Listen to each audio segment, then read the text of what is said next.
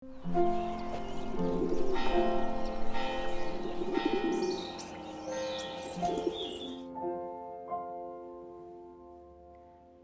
gabeko 2 urteren ondoren, aurtengo irailaren 8 inoiz baino bereziagoa izango da.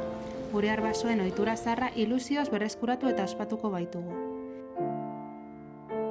Gainera, azken 2 urteetan gatazka luze honi amaiera emateko sortutako bide eta pausuek, konponbidea gero eta gertuago dagoela erakusten digute.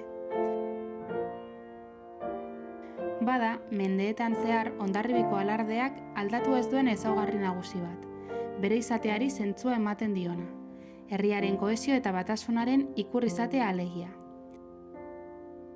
Beraz, egin dezagun denon artean guztiontzat erosoa izango den formula bilatzeko esfortzu txiki bat. Gatazkarik gabeko Hondarribiko alardea berreskuratu behar dugu.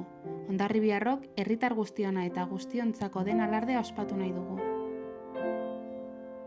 Alardea eta edozein tradizio maite duenak, haren esentzia mantentzea eta bere etorkizuna bermatzea bilatu beharko luke. Eta noski, emakume batek tanborra edo txibilitua jotzeak ez du alardearen esentzia inondik inora aldatzen. Horregatik, hurrengo irailaren 2an, 6:30 Gernikako arbolan zuen babesa adieraztera eta guztiontzako konponbidearen aldeko apustua egitera animatzen zaituztegu.